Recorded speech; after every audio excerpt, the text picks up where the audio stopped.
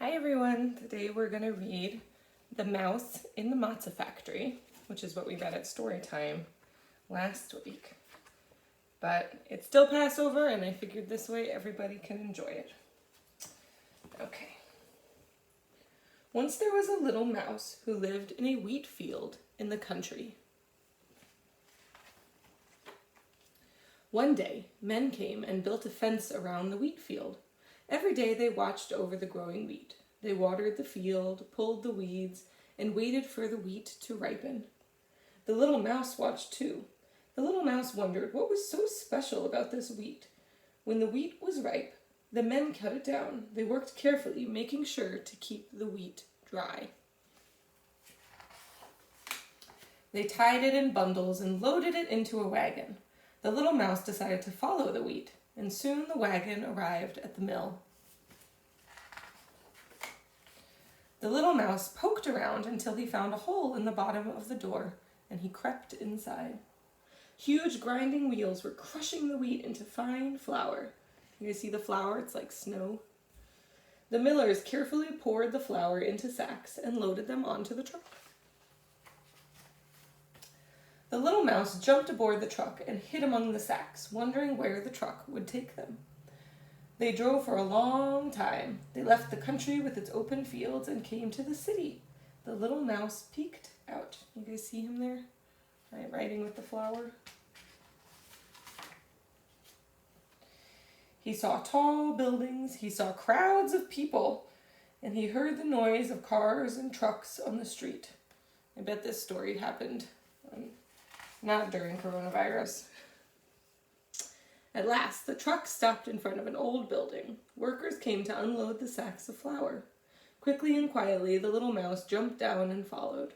An inspector stood at the door, checking to see that each flour sack was dry and tightly closed. The little mouse was afraid he would be discovered, so he climbed up to a window ledge, squeezed through a crack, and hid behind a clock.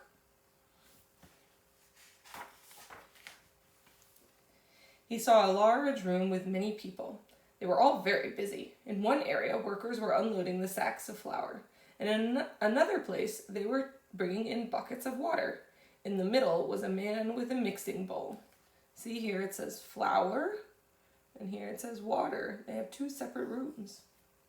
When the mixing man called out, the flour man scooped a cup of flour from the sack, reached through the little window, and dumped the flour into the bowl.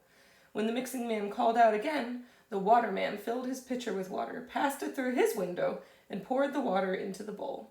The mixing man worked very quickly, mixing the flour and water into a lump of dough.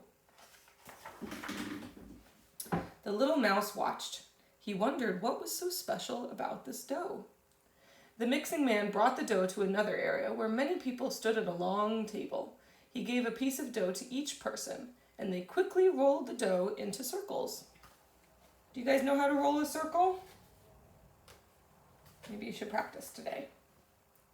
The circles were passed to another table where a woman poked holes into them with a special tool. You guys see? It's like a rolling pin, but it's got spikes in it. She lined up the circles on a rack near the brick oven. The baker slid the circles into the oven, and minutes later they were crisp and brown. A delicious smell filled the room as he took them out of the oven and placed them onto a rolling cart.